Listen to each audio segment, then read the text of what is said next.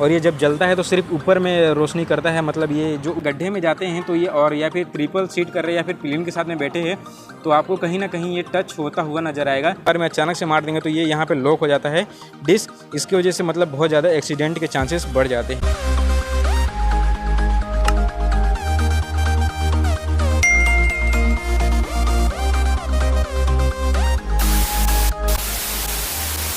Hello friends, तो स्वागत है आपका डेजल वर्ल्ड में। आशा करता हूँ बढ़िया होंगे। आज मैं फिर एक नई और इंटरेस्टिंग वीडियो। तो आज की वीडियो बहुत खास होने वाला, जैसा कि टाइटल और थंबनेल देख लिया है, तो आज मैं बात करने वाला एक्सेस 125 के प्रॉब्लम्स के ऊपर, जो कि प्रॉब्लम्स फेस करनी पड़ रही है बहुत से ओनर लोग को।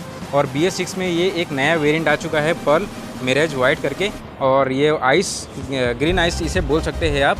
तो ये एक काफ़ी अच्छा कलर आपको देखने को मिल जाता है। वैसे सुजुकी वालों को अभी क्या ही बोलना है, टाइम टू टाइम अपडेट देते ही रहते हैं और आपको सबसे ज़्यादा कलर और ऑप्शंस देखने को मिल जाते हैं 125cc में, जो कि एक्सेस 125 है।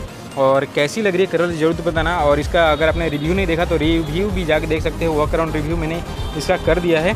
और बाकी इसकी अपडेट तो काफ़ी अच्छी लगी मुझे, आपको कैसी लगी जरूर बताना। और बाकी अपडेट के नाम पे सिर्फ यही दिया है कलर का ही, तो क्या लगा आपको, मतलब जरूर बताना कैसा लगा। और बाकी आपको पहले वाइट देखने को मिल जाता था, वाइट में ही आपको गाड़ी देखने को मिलती थी और बहुत से लोग मॉडिफाई कराते थे अलग अलग कलर ऑप्शंस में। तो अब ये फाइनली सुजुकी की तरफ से ही एक नया कलर वेरिएंट आ चुका है, तो इस देख लिया। और बाकी इसकी बात करें तो आपको वही आपको क्रोम फिनिश वाले देखने को मिल जाते हैं मिरर्स। और टॉप मॉडल जो आते हैं इसमें आपको 12 इंच के लेवल्स के साथ में आती है। और यहाँ पे डिस्क पैड की बात करते हैं तो डिस्क पैड आपको देखने को मिल जाती है। और यहाँ पे अगर आप बेस मॉडल लेना चाहते हैं तो बेस मॉडल भी आपको मिल जाएगी, जिसका प्राइस कम रहता है, उसके लिए काफ़ी अच्छा बेनिफिट रहता है एक्सेस 125 में। अब बात कर लेते हैं इसके जो प्रॉब्लम्स फेस करने पड़ते हैं ओनर्स को, तो उसके बारे में बात कर लेता हूँ।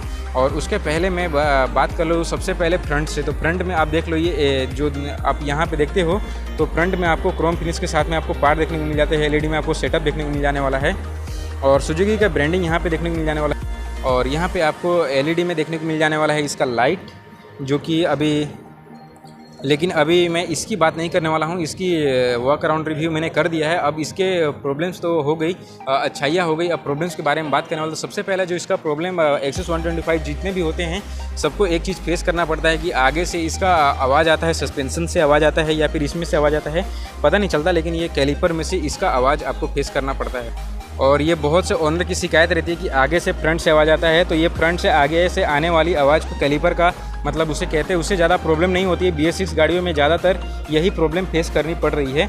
अब दूसरे वेरिएंट की बात करें तो इसका बैटरी बहुत जल्दी डाउन हो जाता है। एक्सेस 125 में ज़्यादा प्रॉब्लम फेस करना पड़ता है कि इसका बैटरी बहुत जल्दी डाउन हो जाता है। अब तीसरा जो मुझे लगा, और मेरे पास भी एक्सेस 125 है, तो उसका सबसे बड़ा अपडेट जो आया था एक्सेस 125 में कि ये जो एक्सेस 125 लिखा हुआ था BS6 में जब वेरिएंट दिया गया था तो पहले से ही कंपनी को चेंज करके देना चाहिए था, लेकिन कंपनी ने इसे नहीं बदला था। जब सब कंपनियां दे रही थी तब इसने बाद में ये लाया। और ये एक्सेस 125 की जो ब्रांडिंग देख रहे हो ये थोड़ी सी अंदर की गई थी, इससे तो कोई फ़र्क नहीं पड़ा। लेकिन भाई जो सबसे मेन अपडेट था इसके साइड स्टैंड फीचर्स को लेकर के, तो यहाँ पे आपको देखने को मिल रहा था सेंसर, जो कि यहाँ पे लगा हुआ है। तो ये जो सेंसर था, ये मतलब side stand cut off sensor, वो अपने को नहीं देखने को मिलता। BS6 में जो पहले गाड़ी ले चुके थे एक्सेस 125 में, कम से कम उन लोग को ऐसा तो देना चाहिए था कंपनी की तरफ से कि मतलब अगर कोई गाड़ी बाद में ले सके तो उसमें लगवा सके, और एक्सटर्नल कोई लगवा सके तो भी उसमें ये फीचर रहना चाहिए था सेफ्टी फीचर्स के हिसाब से। अब धीरे धीरे कंपनी अपडेट देती है तो अच्छा नहीं लगता।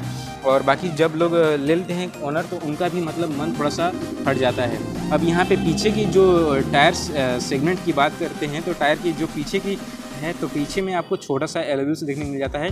फ्रंट में आपको 12 इंच के लेवल्स के साथ में आता है और रियर में आपको 10 इंच के लेवल्स के साथ में आते हैं। अगर आप बड़े बड़े गड्ढे में जाते हैं तो ये, और या फिर ट्रिपल सीट कर रहे हैं या फिर प्लेन के साथ में बैठे हैं, तो आपको कहीं ना कहीं ये टच होता हुआ नज़र आएगा और कहीं ना कहीं आपको प्रॉब्लम फेस करने वाली बाइक साबित हो सकती है और स्कूटी। अब जो मुझे एक और इसका प्रॉब्लम्स लगता है, जो कि मतलब अगर आप फर्स्ट सेकेंड और थर्ड सर्विस कराते हैं तो उसमें आपको फर्स्ट सेकंड थर्ड में आपको कोई प्रॉब्लम नहीं फेस करना पड़ता, लेकिन जैसे ही आप थर्ड सर्विस कराते हैं उसके थोड़े दिनों ही बाद आपको थोड़ा सा रफ सस्पेंशन आगे का देखने को मिल जाने का। और मतलब जो छोटे मोटे गड्ढे भी आएंगे तो उसमें आपको रियर में पता चलता ही है।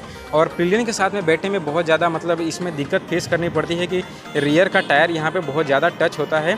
तो एक्सेस 125 का मतलब जो रियर का टायर है कम से कम थोड़ा सा लेवल्स को और बढ़ा सकती है कंपनी, और बाकी अपडेट तो देते रहती है, लेकिन भाई थोड़ा सा इसमें सुधार भी दे दो। तो और जो एक और सबसे बड़ा प्रॉब्लम, मतलब ज़्यादा बड़ा भी नहीं है छोटा भी नहीं है, लेकिन ये प्रॉब्लम तो है भाई, एलईडी जो दिया गया है, जो बहुत मतलब अगर आप रोड पे जाते हैं और हाईवे पे चल रहे हैं तो अचानक से कोई भी गाड़ी आती है और या फिर आप ज़्यादा अंधेरे सिटीज़ में जाते हैं तो आपका ये जो हाई बीम लो बीम दोनों आप जलाते हैं फिर भी आपका उतना ज़्यादा वर्क नहीं करता। इससे अच्छा तो भाई हेलोजन ही दिया होता, क्योंकि आपको एक्टिवा में भी जो मतलब जितनी भी एलईडी लाइट्स वाली जितनी भी स्कूटी या फिर बाइक्स आ रही है सब में आपको ये प्रॉब्लम फेस करना पड़ेगा।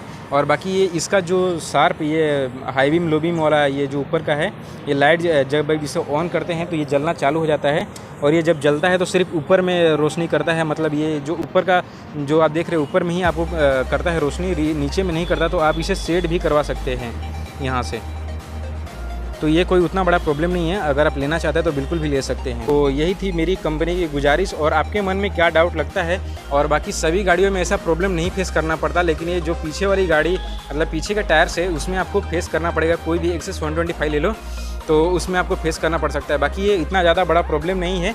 अगर आप एक्सेस 125 लेना चाहते हो तो आपने मतलब वीडियो देख लिया, और अगर आप मन बना रहे हो तो बिल्कुल ले सकते हो। यहाँ पे उतना भी ज़्यादा मतलब प्रॉब्लम फेस नहीं करना पड़ता। ये छोटा मोटा ही प्रॉब्लम है जो कि माइनर सा प्रॉब्लम है, उतना बड़ा और बाकी आपको पता है कि इंडिया की नंबर 1 टॉप बाइक में से आती स्कूटर में से आती है, जो कि इंडिया की नंबर 1 स्कूटर ऐसी है जो कि आपको ज़्यादा माइलेज के और ज़्यादा फीचर्स के साथ में आती है। जिसका कम प्राइस रहता है उसमें आपको बेस मॉडल देखने को मिल जाता है, और जिसका हाईएस्ट प्राइस रहता है उसमें आपको मतलब देखने को मिल जाता है। और बाकी एक और मेरे को प्रॉब्लम देखने को मिलती है, जो कि डिस्क पैड जो डिस्क ब्रेक वाले लेते हैं बाइक्स स्कूटी ये एक्सेस 125, उसमें आपको क्या बोलते हैं, जैसे ही आप मतलब इमरजेंसी ब्रेक इसमें लगता है, और मतलब जब पहले से आप ब्रेक मारेंगे तो थोड़ा थोड़ा लगेगा, और एक ही बार में अचानक से मार देंगे तो ये यहाँ पे लॉक हो जाता है डिस्क। इसकी वजह से मतलब बहुत ज़्यादा एक्सीडेंट के चांसेस बढ़ जाते हैं सुजुकी में।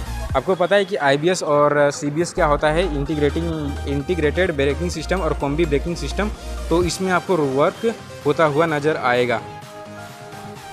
तो यही था वीडियो। अगर आपके मन में कोई भी डाउट हो और आपके पास एक्सेस 125 हो और आप लोग जो प्रॉब्लम फेस करते हो वो भी आप लोग मेरे को जरूर बताना कमेंट में।